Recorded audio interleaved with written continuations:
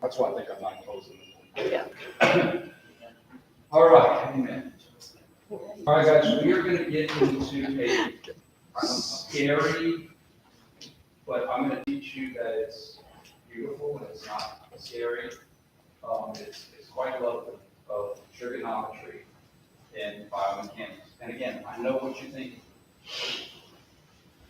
but it doesn't have to be that way if we understand why we have it, and better than that, how we can use it. Like, how can we use these tools to help us? So the first thing I'm going to do, if you don't mind scrolling down, is we'll talk about the top picture. So we know that we have like anatomical position for us, right? And we have it's a reference. It's a reference so that we know what's flexed and what's extended, or what's flexing and what's extended. And we also know from 310 that we have a general motion that's kind of this combination of linear and angular.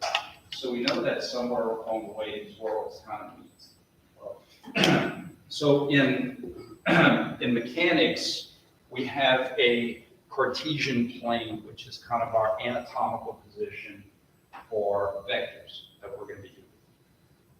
Long story, but this French dude, Descartes, was, back then they didn't have Xboxes, so it was kind of fall a lot, I guess. But he was analyzing a spider on his ceiling, and he wanted to explain to his friends where the spider was on his ceiling. And so he came up with this Cartesian plane of two-dimensional, so much from the X, so much in the Y, quadrant kind of thing, right? Doesn't that guy sound like somebody you want to invite to your birthday party? Fun loving dude. So the Cartesian plane is simply that. It's a reference. Okay? It's a reference. We have an x-axis, we have a y-axis, we have a z-axis that potentially could come out at you in the third dimension. But most of the time, we keep it in a plane of view that's made up of a combination of two different axes that we can see. Because it'd be hard to see depth. Okay? And we have x, we have y, positive, negative, positive, negative. So this quadrant one would be like positive x, positive y, negative x, negative x, negative y, positive x, negative y. If that's not working with you, take out x and y and do north and south. Right? So a compass rows north, south, east, west. This would be northeast, northwest, southwest, southeast. It's all this. Okay. All right. A very important concept is to learn from the horizon, FTH. Some physicists or biomechanists may use another term, but it's the same thing. It's basically, all right, we have this Cartesian plane, but we have to have a universal starting position so that we kind of know how to communicate where I'm at, where I'm going. Anatomical position. So anatomical position is going to be positive x. This is going to be anatomical position from the horizon. I'm going to explain what that means, but if we're trying to communicate where something is, and we say this vector, distance, displacement, velocity, acceleration, force, whatever, is so many degrees from this starting point.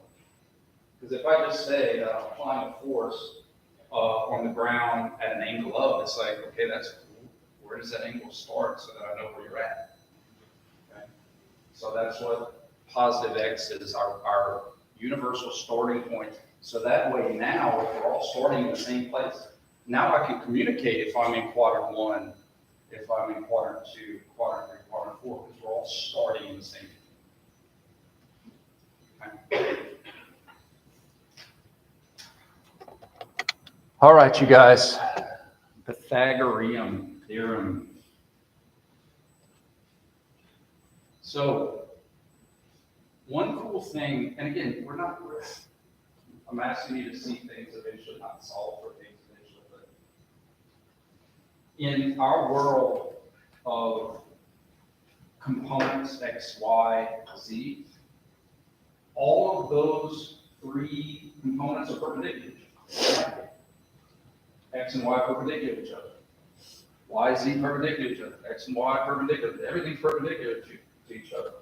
And we also know that for trigonometry and Pythagorean theorem and all that stuff, that you have that right triangle. So how convenient. If X, Y, and Z are always perpendicular to each other, we're always going to have right triangles to be able to work our magic. It's kind of cool. So when we talk about extracting X, Y, and Z, because they're always perpendicular to each other, we're always going to have the environment for right triangles. You guys remember this from high school or college? And one of the things I'm going to emphasize, just I can't help it because I think it's a really cool, geeky thing, but notice that it's always squared. It's not A plus B is equal to C. Because if this was distance, right? So like if C was you walked from there to there, wouldn't it always be a longer distance if you went around, if you took the long way than going straight there? So it can't be A plus B is equal to C, because A plus B will always be longer than the shortest route. So we have to square it to make it make sense. And a funny story with y'all have heard me brag about Madsen, the Lord of the Rings dude. I asked him one day in 3D mechanics, Dr. Madsen, I didn't say Madsen, oh my God, lightning would have struck me. I said, Dr. Madsen, why does it work when we square it and not when we add it? And he said, it's a theorem. We don't know why it works, it just works.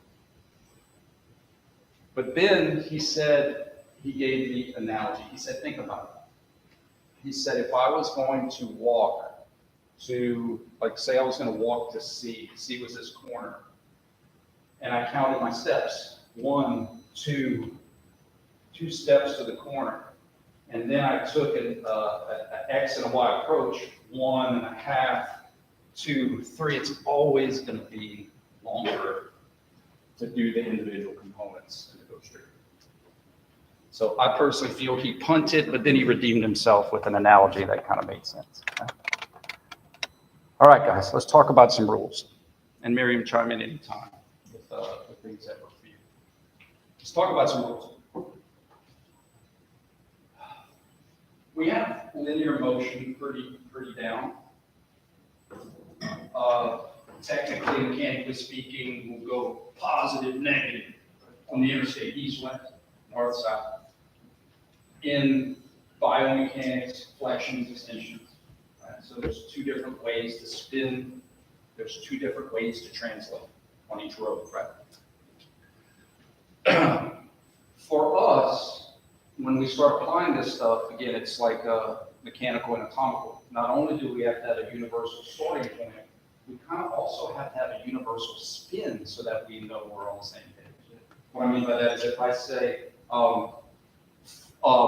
we walk a distance north-northwest, or we're applying a force this many degrees from the horizon. If you rotate this way, you're going to be in a different quadrant than if you rotate that way. Okay? So for us, we're always going to use the same spin from positive X. We call that positive rotation or counterclockwise rotation.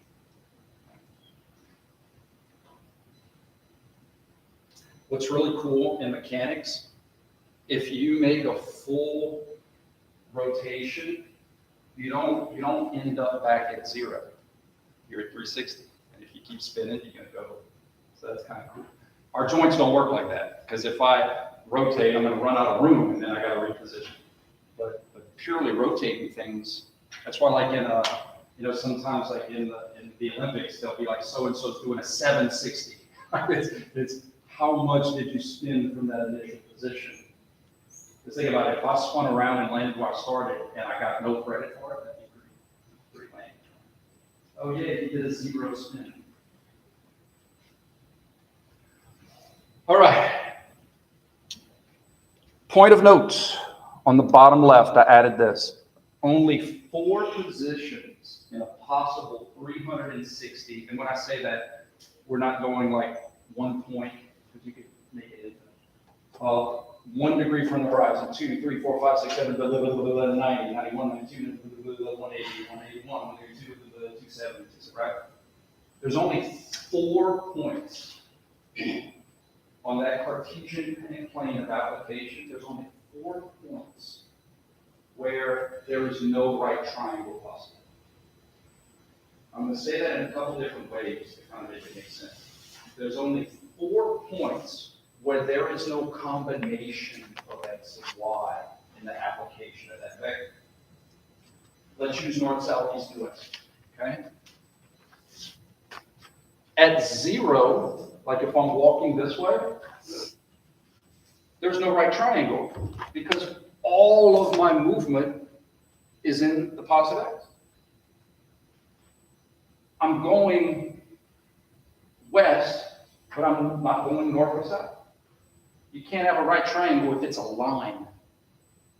But as soon as I go 1 degree from the horizon, whoa, some of my motion is now going up. So now I have this little y arrow that's perpendicular to my big x arrow. That's a 90-degree triangle. So even though I have velocity, I have displacement, now it's a combination of north and east, or it's a combination of x and y. And guys, that's what trig does for us. Trig takes all of these infinite combinations of x and y and tells us how much of that was x, how much of that was y. How far were you traveling in the y? How far were you traveling in the x? How fast were you going in the y? How fast were you going in the x? How much of your force was in the y? How much of your force was in the x? That's all it is. So think of it like this, or one of the applications of what I'm trying to say. If you were doing a vertical jump and you're trying to push as much on the ground straight down as you can so that the ground could push straight up on you as much as you can.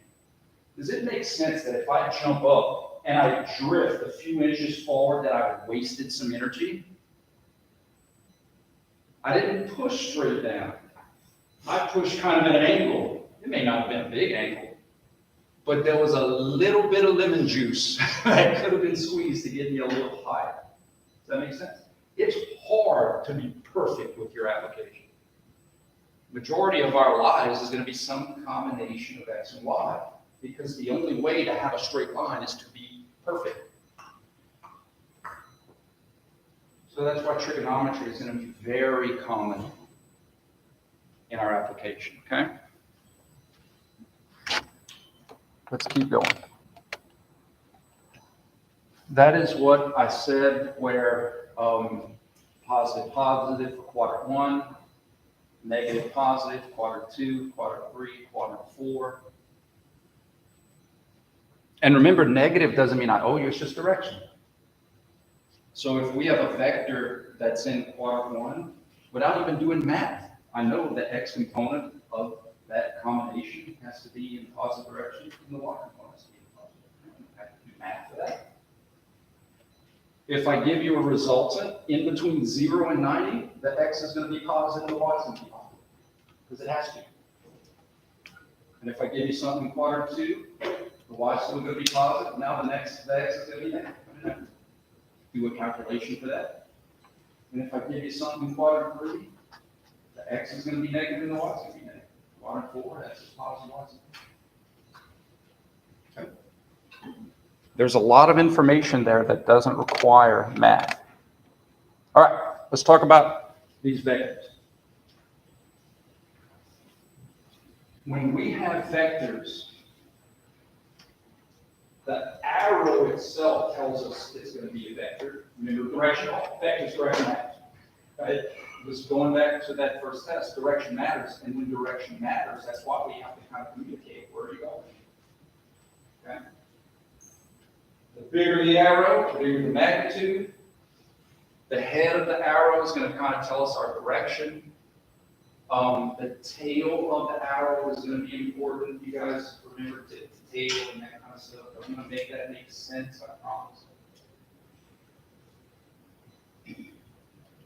But the biggest, well, a few big reasons why we need to extract these vectors that are in a combination of x and y is because we can't do math with them when they are combined. F is equal to ma. But I can't have an up-down force influence side-to-side motion. So I have to take these combinational forces and combinational velocities and all that stuff and say, it's like my running analogy is fruit salad, like these combinational things, fruit salad. You can't compare apples and oranges. All right, well, let me see how much of that fruit salad is apple and how much of that orange, and then I can compare apples and oranges, and I can do something.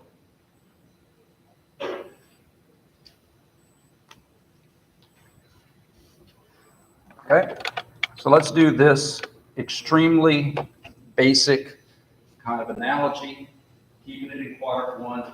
I'll replace x and y and I'll add north and east. So we have 10 miles. We traveled 10 miles, but that 10 miles, some of that was north and some of that was east. So trigonometry is going to allow us to say, hey, how far did I travel east? It wasn't 10 miles. How far did I travel north? That's all trig does. And I'm going to teach you some tricks, and we're going to make sense of how it works. But trigonometry allows us to extract when there's a combination of multiplanar forces, velocities, accelerations, etc., etc., etc.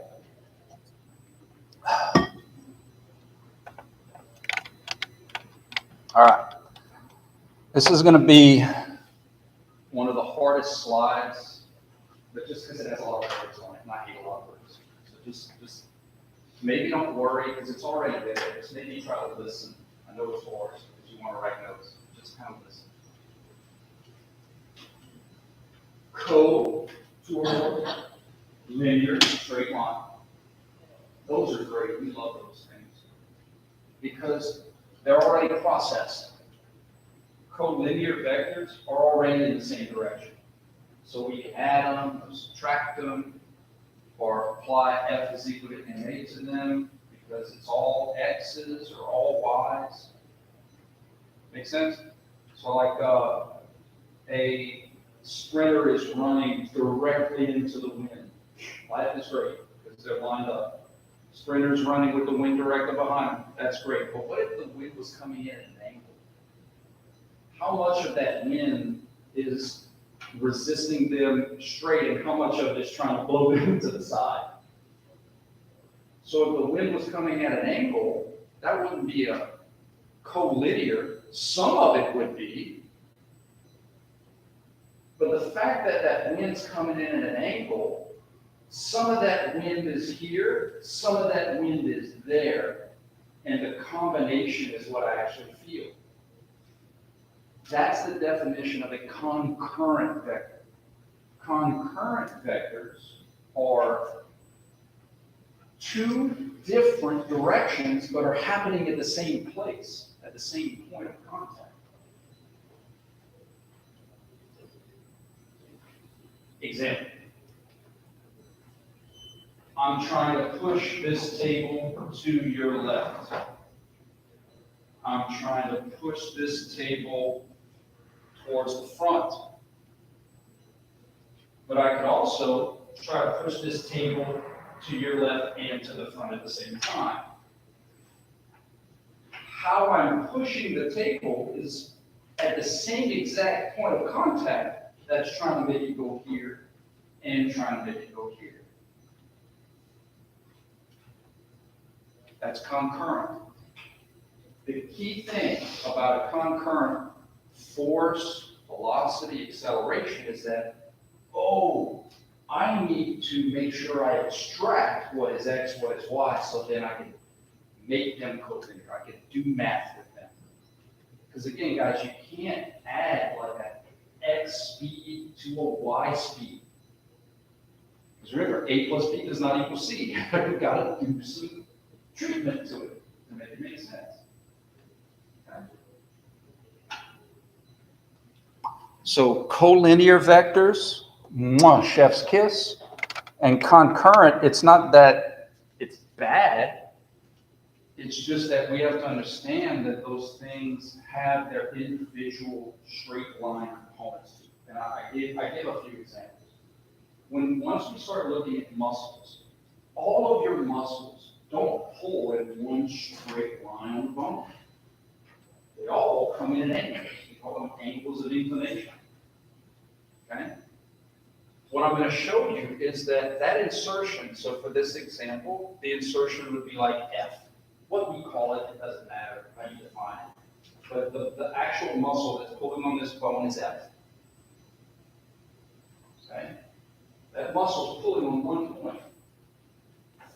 But that muscle has a component of its pull that's perpendicular to the bone, and a component of that pull that's parallel to the bone. It's an example of a concurrent force. The perpendicular and the parallel happen to be at the exact same point, although in two different directions. Do you see, guys, layman's terms, do you see how this pull would be trying to shift this bone into that socket? That's not trying to rotate it. That's trying to keep it from dislocating. And that's good.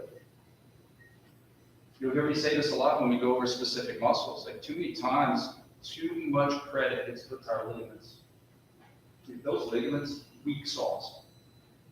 If it wasn't for our muscles helping to maintain law and order, we'd rip more of them out. In fact, when you tear a ligament, it's usually because your muscle didn't do its job. It was late to recruit, it didn't get recruited, you were tired, you made a mistake, you went to land, and the hamstrings didn't pull to check the tibia, and that quad yanked it fall. Okay? So how we're going to use our trig is to say, okay, here is a resultant that has two different components to it. For our north, south, east, west, this muscle would be pulling northwest. And our trig tells us, well, that's cool, how much of that pull is north? That's important because that's going to be the component that's actually trying to rotate the joint. And how much of that pull is west? That's important because that's how much of that pull is trying to keep that joint from dislocating. You see how, like, those two different pulls are serving two different roles. Just like if I was going to do a vertical, a standing long jump, when I leave the ground and the ground's pushing on me at this angle, part of that push is trying to make me go up, but also part of that push is trying to make me go across. But they're happening in the same place.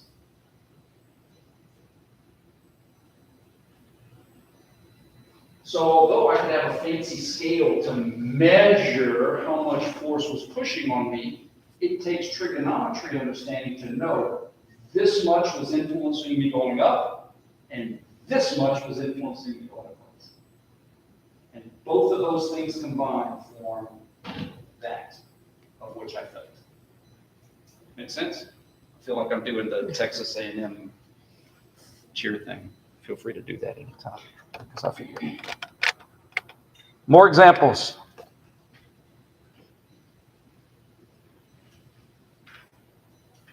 Any questions? Muscles pulling on a bone, but not all of that pull is trying to flex your elbow.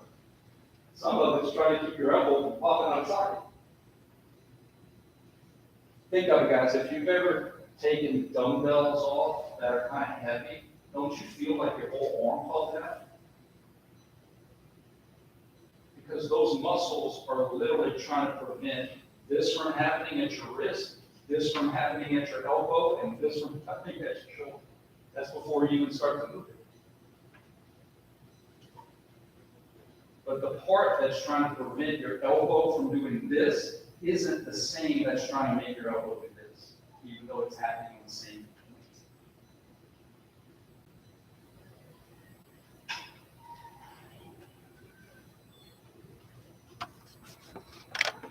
Just examples. So in this case, the Fy, the force that's in the Y direction, that would be trying to, that's a moment, that's a torque, that's a rotational component of that muscle, right? And in this example, the force in the X, that's a stabilizer. This component of that muscle's pull is not trying to abduct your shoulder. It's trying to maintain law and order so that the other component can pull in the direction of that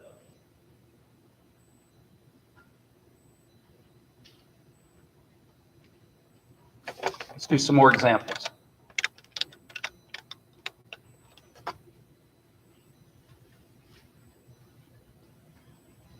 I try to keep everything related to north, south, east, west, and distance. Okay? So let's look at this person running.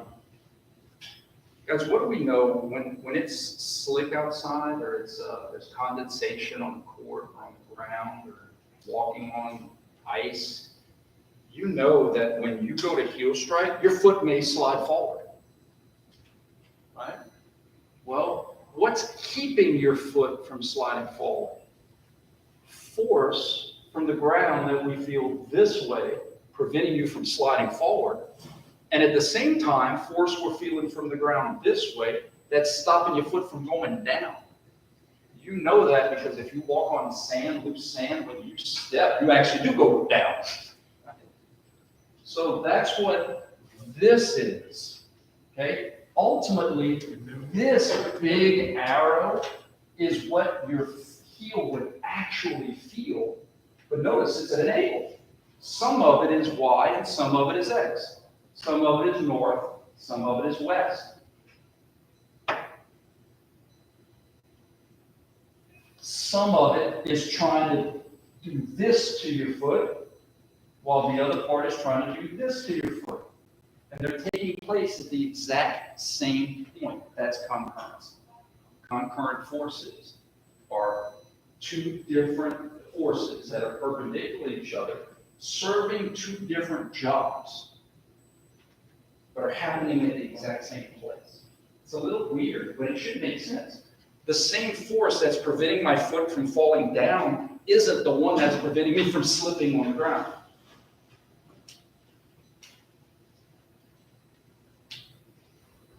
Mid support, notice, it's all Y, it's all north.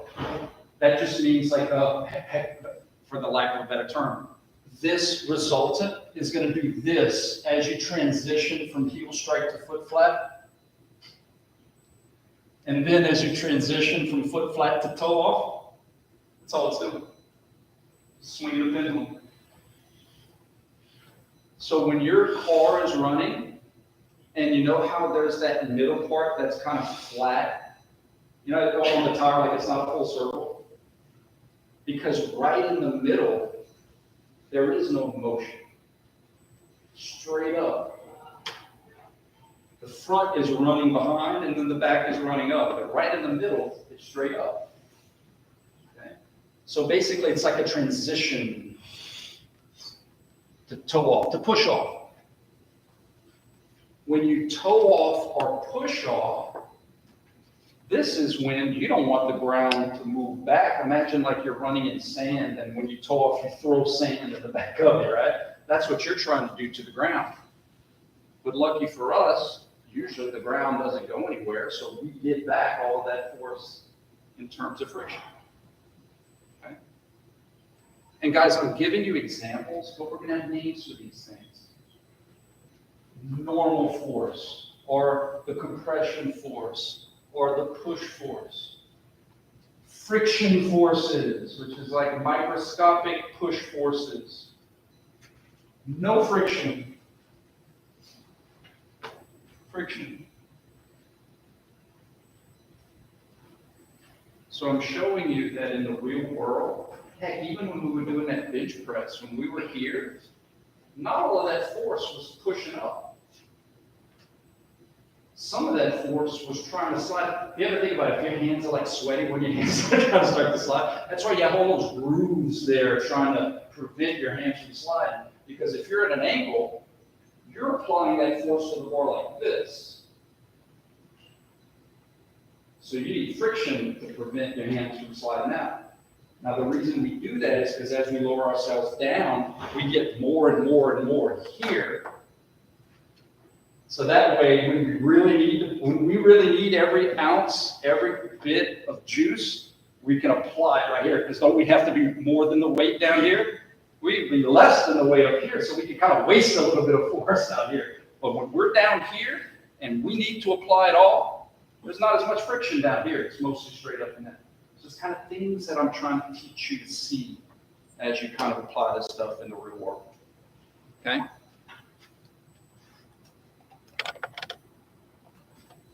Madsen would not have liked this picture, but that's okay. He's going to forgive me. So for a free body diagram, we don't want to put everything there because it gets confusing who's feeling what. Like is something pulling him down? Is something pulling this up? So the ground reaction force, even though it's in this direction, would actually be happening here. Does that make sense? And what I'm trying to teach you is that the direction of this arrow is in quadrant 1. It's northeast. So that tells me some of that force is going to be north, positive Y, and some of it also has to be east. And then it's saying, well, what are those two forces doing? Well, one that's up is keeping him from falling down to the earth. And the one that's across is friction that he's feeling from the ground, in this case, propelling him forward.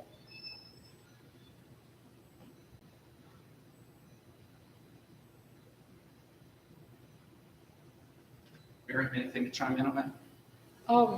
I guess kind of what helps me, it's kind of easy, I feel like, but if we're seeing him push off and he's applying force to the ground in this direction, I just think of it like if the earth moves. Yeah, like you're running in the mud. What if you're running in the mud? You would see where you pushed. Yeah. Exactly. So I think it's like if the earth is here and he's pushing, the earth would move into quadrant 3, wherever he pushes. Absolutely. Off. Yeah. If you were running in the mud, you would literally see the work you did on the ground. You're trying to push the ground down and back. And the ground, therefore, is going to push you up and forward. The trick, or the key here, eventually we're going to learn, we're going to practice, we're going to develop, is that perpendicular forces, although happening at the same point, serve two different masters. Yes, I need compression to cause friction, but without friction, I'm not going anywhere. I'm not moving anywhere. I don't need friction to jump up and down, but if the fire alarm went off, I sure as heck need friction to get out of the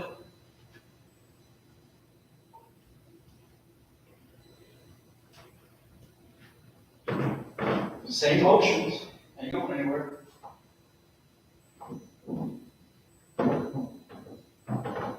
So it's to be able to see.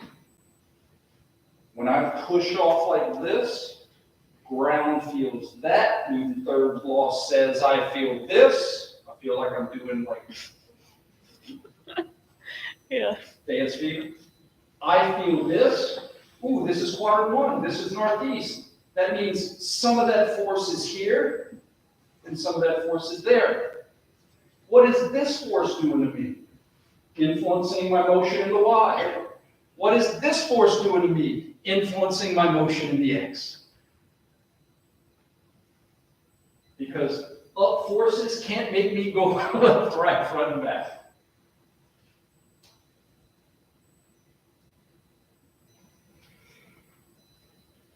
Good insight. Always feel free to chime in with insight. It doesn't have to just be forces. It could be any vector. So in this example, we take a ball and we throw it and it has a velocity. Okay? Well, some of that motion is In the negative x, some of that motion is up. And only x forces can mess with the x component of that, and only y forces can mess with the y component of that. And then the reason I put those second slides there is because I wanted to make sure you didn't think that, like, when I throw the ball, it just magically keeps going into the direction forever and ever. So for these parabolas, we have things like gravity that's going to be constantly accelerating the ball into y. Yes, we have air resistance that can also influence the ball. But this arrow is to show you that it's tangential, it's center fleeing. What that means is that if we were in a vacuum and the person kicked the ball and it's following the parabola, if I turned off gravity and air resistance, that ball would just keep traveling perpendicular, would just keep going. So any point of this parabola, there's always going to be an x component and a y component until max height, where there is no more y because it's at the tippy top, right? It's y velocity for an instant bit of zero. We did that one on the first test. That would be like tossing it straight up. And at the tippy top, it passes through zero on its way down. So at the tippy top, all of its velocity is x. Does that make sense? And then it's going to start to gain more and more and more and more y component, more and more y component until it gets to the bottom where it's going to be, without wind, it'll be just as bad. So that's to show you that when I gave that, it's not to say that it's going to be like that forever, but any point along that parabola, there's an x and y component. It's just as it goes up, the y component gets less and less and less and less and less and less and less and less. Assuming negligible wind resistance, the x would stay the same. And then the y is going to be greater and greater and greater and greater and greater. So that means the resultant, which is made up of x and y, is going to constantly change because of the y. And what makes it hard for little kids to catch pop flies, because that's weird when the ball is getting slower and slower and slower and slower, and then when it's coming down, it's getting faster and faster and faster and faster and faster. It takes practice to kind of anticipate where that going thing is going to go. But notice, x force is x motion, y force is y motion. Gravity is only messing with the y component of that ball's speed. Because that's all it can mess with. The only thing that can affect the x component is x component force. Make sense? X forces, X motion, Y forces, Y motion. That's why I wish I would have done this more. But when we apply F is equal to ma, I want to make sure we say F in the Y, directly proportional to the mass is scalar times acceleration in the Y. F in the X, A in the X. Yes, ma'am. I understand what you're saying about like the ball speeding up and having to slow down. But if we're looking at it, I guess, as the graph of actual numbers on the X and the Y, the X would be negative in function of 2 or positive in function of 1. So wouldn't it be getting greater in the X and less in the Y because the Y would be going through 5? Gotcha. Remember negative, and please forgive me if this isn't answering your question. Guide me back to the path of the answer. Negative and positive doesn't mean like money, right? It's like it's all just about direction. So if the person hits the ball here and it has the initial velocity in the positive y, it's going to get less and less and less and less going up. And then it's going to get faster and faster and faster coming down. But the entire time it's going to be negatively accelerating in y, right? So the acceleration that it took is going to be the same because the thing that is accelerating is going to be the same. So it's just passing through zero. Okay? So what does that mean? What that means is that if we were going to do a acceleration vector, there would be no concurrency because it's always going to be negative, it's always going to be down, right? So in terms of the velocity though, right up until this point, all of that motion of that ball is in quadrant 1. it's getting less and less steep, but like even right here, it's still like 1 degree from the horizon, right? It stops going into quadrant 1 right at the tippy top because that's when we're in positive X. And then as soon as we get past positive X, now we're in quadrant 4. And it's going to just be like 1 degree at the beginning, and then it's going to get steeper and steeper and steeper and steeper. We're going to get, its resultant is going to get less and less and less X and more and more Y as it gets faster and faster and faster in the Y. Does that make sense? Yeah, I forgot that we started quadrant. Not a problem, not a problem. That's why it's great to have these conversations. Miriam, anything to add? I don't think so. I feel like I understand it the way that you are explaining it. Well, that's good. I have this is a kicking one because I know some students like whether you like football or soccer. So I have kind of a soccer or kicking parabola or a kickball. You know, if you break your toe playing kickball. And then I have a baseball analogy too, okay? Is that toe getting better, by the way? Yes. Okay, guys, in biomechanics, how do we, if I'm telling you we have these resultants and they're hard to see and they're kind of weird, how do we get them? Well, there's the easy way and there's the hard way. If you got money and lab space, you might have equipment that can measure these results, whether it's velocities, accelerations, forces. And I give an example of an MTSI, that's what we had at Auburn, force plate. So a force plate is basically a very expensive, fancy scale, but instead of just giving you, like if you just get on a scale that you get at Walmart or any place, it's only giving you Y. That's it. Fancy scales can give you frictions. They can give you a combination of the 3 different planes, right? So in this case, the red would be the overall resultant force, and then it's showing you that some of that is here, some of that is here, and some of that is here. So that would be like if I jumped like this, and some of it would be here, some of it would be there, and some of it would be here, of what I felt from the ground.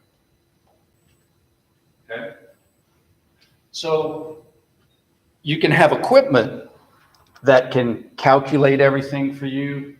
It'll give you your resultant. It'll do all the math, all the trig, give you the components.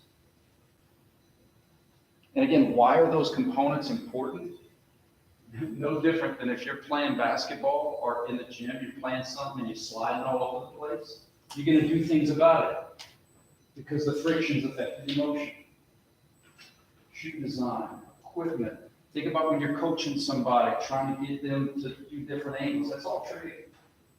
Because you know if I change an angle, it's going to change a component. It's all trigonometry. Now, check out the eyeball. This is what we have. We have computers. We have very sophisticated, complex computers. And this is what I'm going to teach you to my best on how to use. Because we're going to be able to see things and be able to see combinational directions. And yeah, we may not be able to solve for X, but I don't care. I just want us to understand that if somebody is applying a force to the ground this way, that means the ground has to apply a force back that way. And that means this component is going to be push, and this component is going to be friction. That's the kind of stuff we're working for. I want us to be able to eventually see that if I'm leaning on the wall and I'm not going anywhere, I have to be feeling some forces that are preventing me from falling over, right? The wall, I'm applying a force in quadrant 2 onto the wall.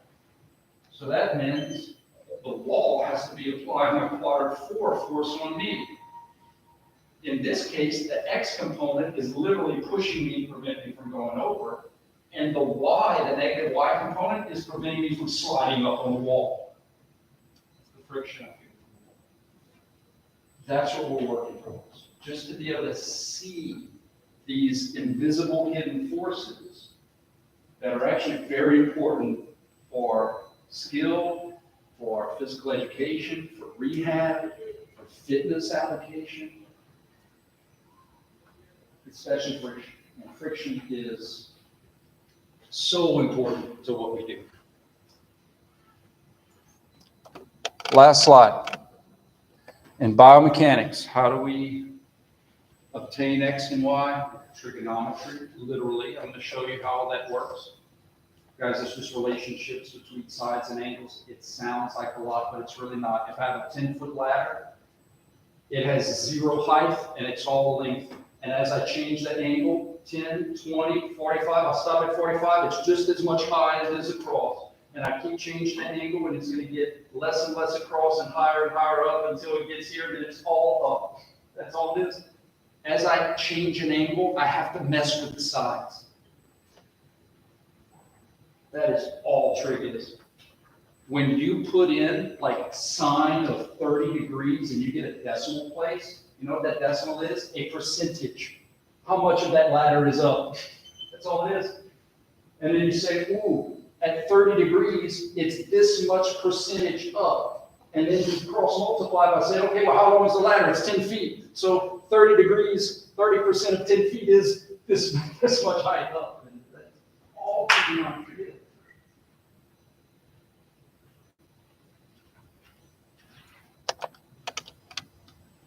And that's where we're going to leave off today. Okay? Any questions? What about exams? You feel free to come look over it from office hours. And like I said, I would find we had a lot of good grades. And maybe it's just application. It's just notating, studying. Captain Supervisor, Miriam, anything to add before we close it? I don't know if I'll be here for the friction day, but the way that I always saw friction, like the arrow, which way it was going, is like the way my skin would be being pulled. Or like if I'm doing this, it's the way that my shoe is like getting bent, like that type of stuff. That's how I saw it, because I had issues with that at first. Gotcha.